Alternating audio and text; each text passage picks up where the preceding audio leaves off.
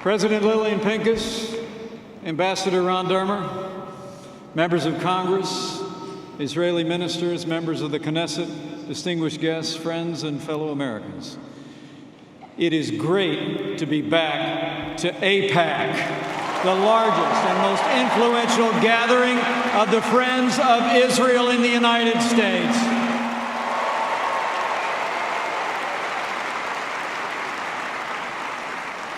And it is my great privilege to speak before you tonight on behalf of a true friend of Israel, a courageous defender of freedom, the 45th President of the United States of America, President Donald Trump.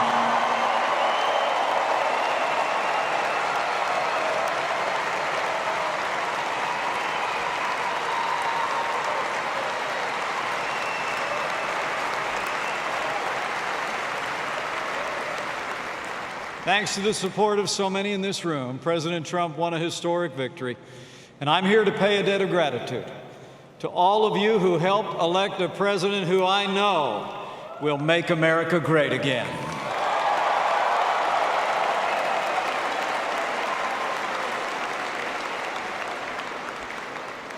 You know, it's a particular honor for me to be with you here tonight.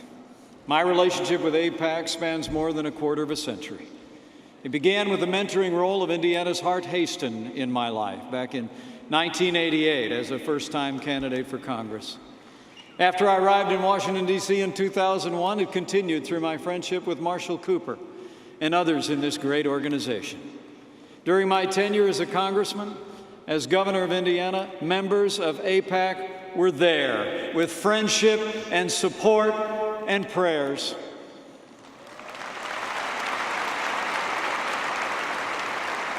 And let me just say, it's actually very hard for me to express before those friends of so many years the profound humility and gratitude I feel to stand before you tonight as the 48th Vice President of the United States of America.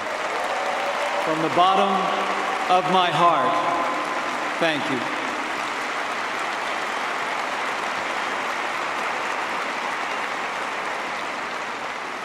And it's the greatest honor of my life to serve as Vice President to President Donald Trump. I'm proud to call him my friend.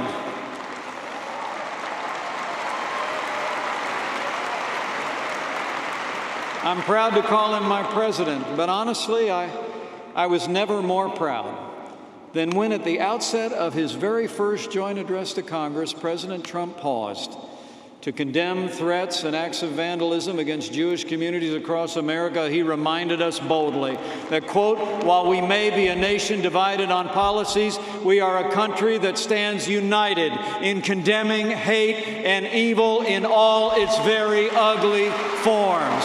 And President Donald Trump is a man of his word.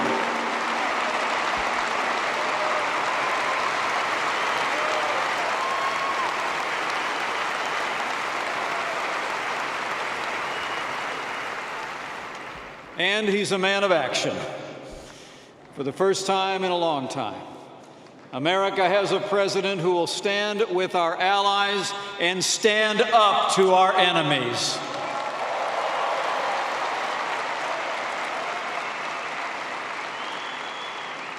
And under President Donald Trump, if the world knows nothing else, the world will know this: America stands with Israel.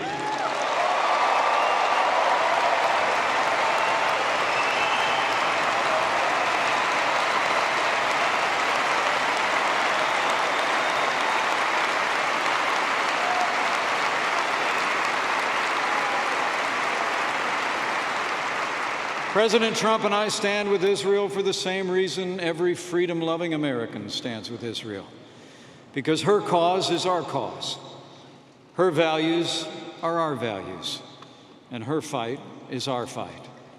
And President Trump is a lifelong friend of Israel. I've seen it firsthand, the president's deep affection for Israel and all who cherish her. It was the morning after the election. I was in the room when Prime Minister Netanyahu called to congratulate the president on that great victory. I heard President Trump express his unwavering support for Israel and the Jewish people, support he would reiterate last month when he welcomed the Prime Minister to the White House to reaffirm the enduring bond between our nations and our peoples.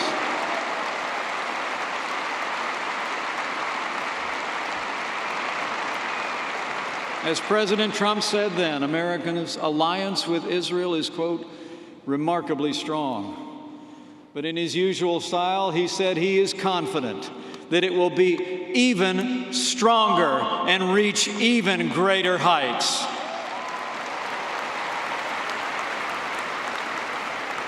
Now, for my part, my Christian upbringing compels me to cherish Israel. The songs of the land and the people of Israel were the anthems of my youth. My wife and I had the privilege of visiting Israel in 2004 and again in 2008. And we fulfilled a lifelong dream to bring all three of our children to the Holy Land in December of 2014.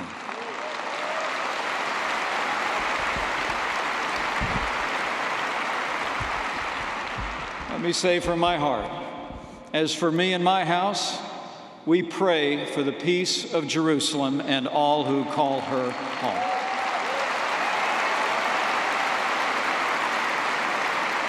And I say with confidence to all gathered here, President Trump and I stand without apology for Israel, and we always will.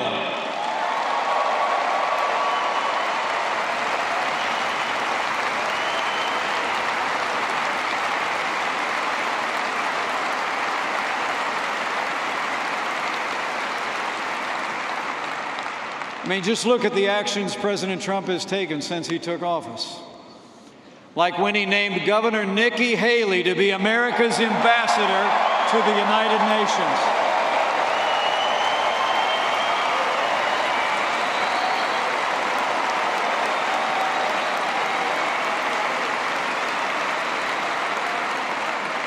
As you'll hear tomorrow night, Ambassador Haley is already fighting tirelessly to end the one-sided actions at the UN that unfairly target Israel.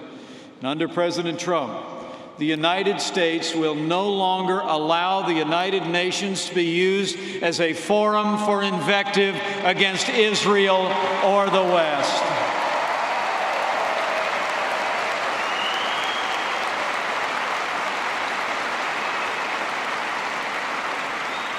Or how about when President Trump named David Friedman to represent the United States of America in Israel?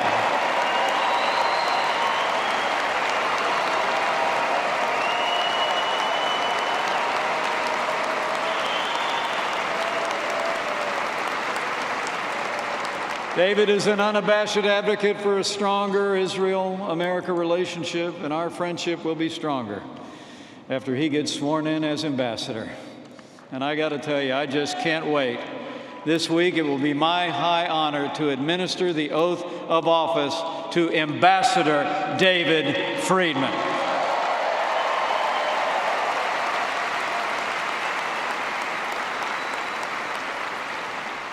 And know this, after decades of simply talking about it, the President of the United States is giving serious consideration to moving the American embassy from Tel Aviv to Jerusalem.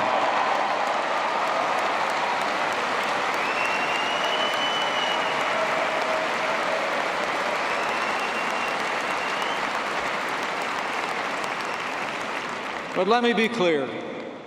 President Trump is also invested in finding an equitable and just solution to the Israeli-Palestinian conflict. Just a few weeks ago,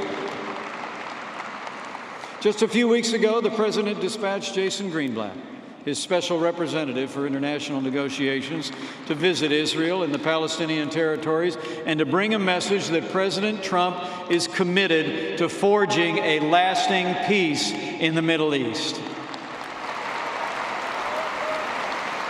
Just last week, Jason hosted a senior Israeli delegation led by Prime Minister Netanyahu's chief of staff to continue these discussions.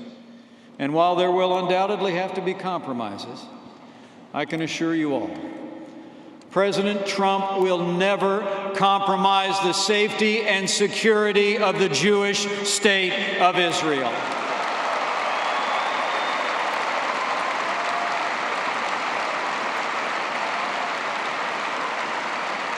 Now, since its founding, the Israeli people have awed the world with their strength of will and their strength of character. And at all times, in war and in peace, the Jewish people have held their heads high. It's because of their valor and their vitality that Israel thrives, a beacon of freedom and prosperity for all the world to see. Every day, in every way, the Jewish people's dignity rebukes all who would condemn them, not for what they do wrong, but for what they do right. And President Trump has made it clear.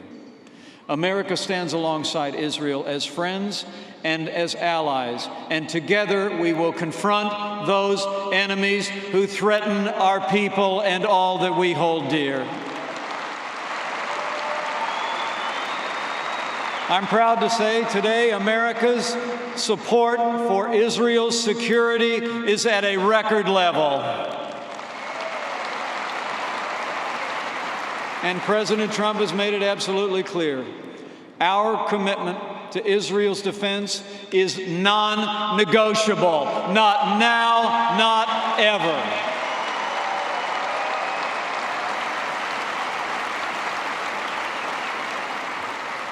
In fact, my fellow Americans, we have a president who is already busy rebuilding our military, restoring the arsenal of democracy, and we will once again provide our soldiers, sailors, airmen, Marines, and Coast Guard with the resources and training they need to accomplish their mission, protect our families, and defend our allies.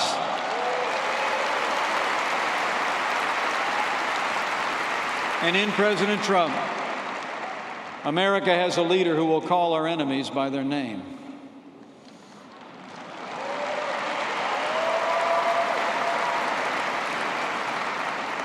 Just last week in London, in the shadow of Parliament, radical Islamic terrorism reared its ugly head, claiming the lives of innocent civilians, including an American. At this very moment, our administration is crafting plans to defeat radical Islamic terrorism so it can no longer bring violence to our enemies, to our allies, or inspire violence here at home. And let me be clear, President Trump is working with our military. And the American people can know this. We will hunt down and destroy ISIS at its source so it can no longer threaten our people, our allies, or our most cherished ally, Israel.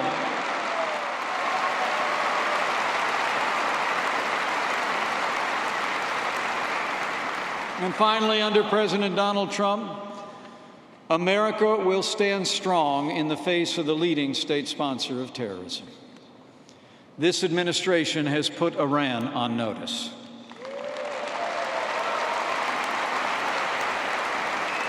America will no longer tolerate Iran's efforts to destabilize the region and jeopardize Israel's security. The Ayatollahs in Tehran openly admit their desire to wipe Israel off the map and drive its people into the sea. For decades, Iran has funneled weapons and cash to terrorists in Lebanon, Syria, and the Gaza Strip. They've gone to great lengths to develop nuclear weapons and ballistic missiles. And due to the disastrous end of nuclear-related sanctions under the Iran deal, they now have additional resources to devote to sowing chaos and imperiling Israel. So let me be clear. Under President Donald Trump, the United States of America will not allow Iran to develop a nuclear weapon. This is our solemn promise to you, to Israel, and to the world.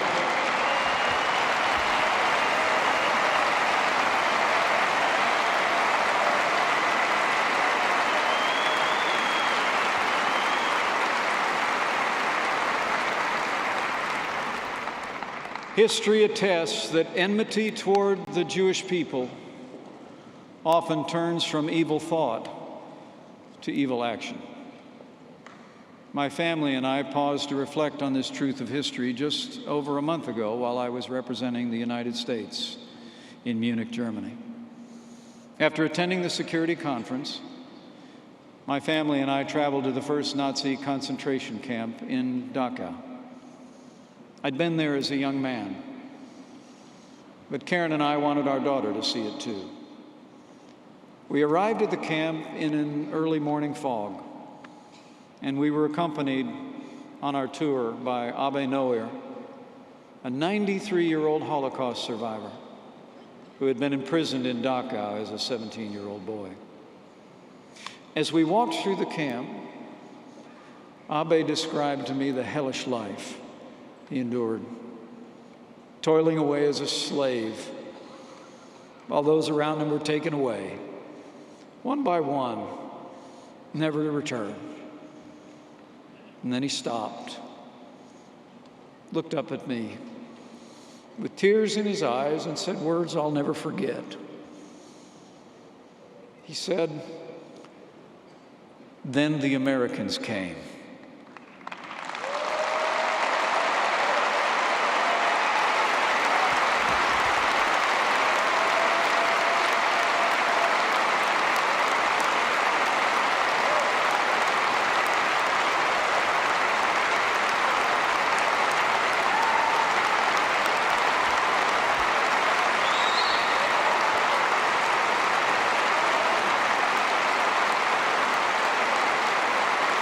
I was so proud.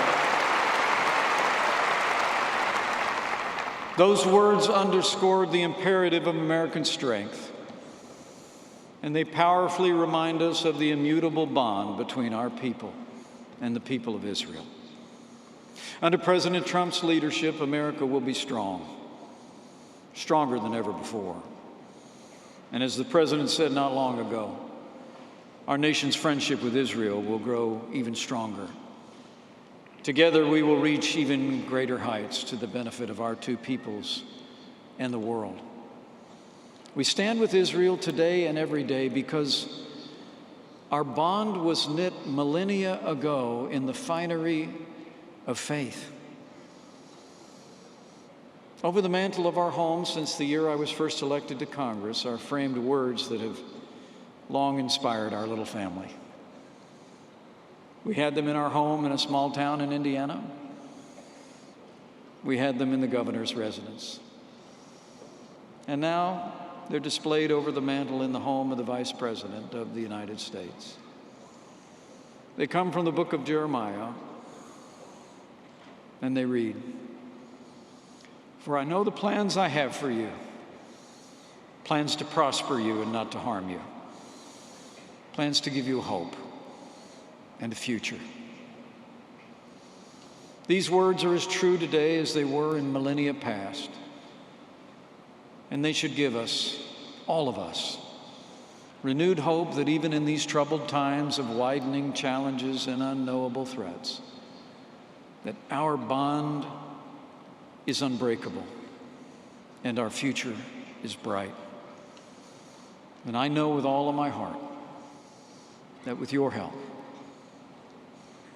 with God's help, and with the strong leadership of President Donald Trump, our nations and our peoples will remain forever friends, and we will go forth together to meet the glorious future that awaits.